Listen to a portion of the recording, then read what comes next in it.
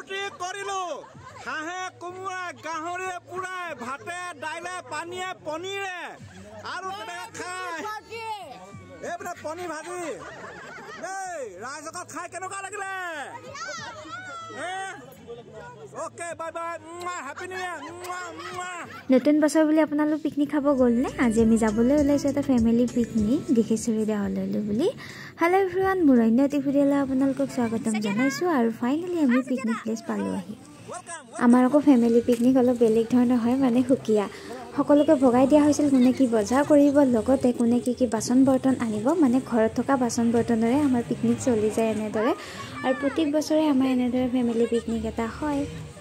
আৰু আমাৰ family members গোট খালে এনেদৰে হাল্লা হয় মানে কোনো কাৰো কথা নুশুনে ইমানে হাল্লা আৰু হুলস্থুল কৰে সঁচাকৈ এটা আনন্দময় পৰিৱেশ হয় আৰু ব্ৰেকফাষ্টত আছিলে আমাৰ কণী ব্ৰেড বাটাৰ আৰু লগতে চাহ গৰম গৰম একাপ চাহ আৰু আছিলে কমলা আৰু খাই বৈ সকলোৱে নিজৰ নিজৰ কামত লাগি গ'ল এইফালে যেতিয়া দাইল বহালেই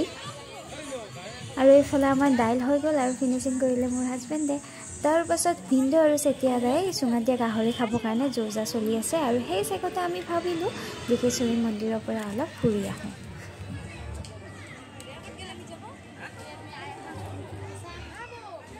আৰু এইফালে হৈ আছে পনীৰ মাংস নোখোৱাৰ কাৰণে পনীৰ তাৰ পাছত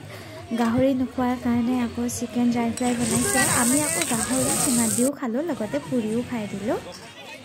আৰু এইফালে হ'ল চিকেন ৰেডি হোৱা টাইমত চেতিয়াদা আৰু ভিন্দুৱে চুৰ কৰি চিকেন খালে আৰু সিহঁতে আমাৰ নিদু কৈ আছিলে কাৰণে চিকেন এনেদৰে চুৰ কৰি খোৱা হ'ল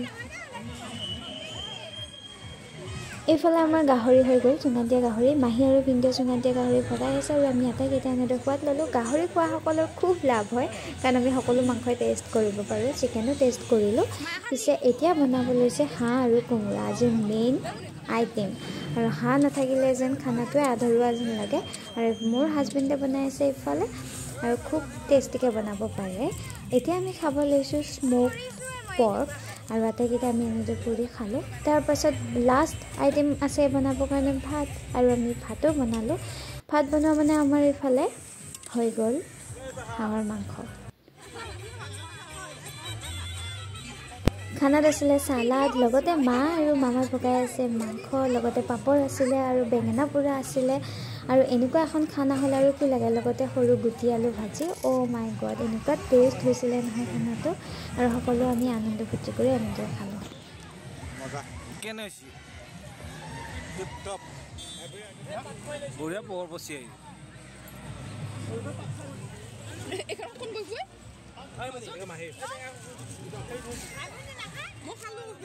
খাই পুৰা ফিটিং হৈ আছে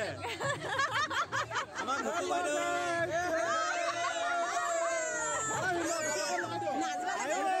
মাংস কি যে টেষ্ট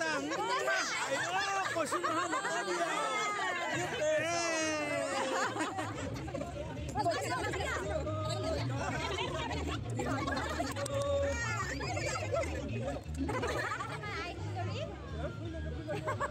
আৰু খাই বৈ আজৰি হৈ অলপ সকলোৱে মিলি ফূৰ্তি কৰিলোঁ লগতে অলপ নাচিলোঁ আৰু লাষ্টত এখন ফেমিলি ফটো আজিলৈ ইমানেই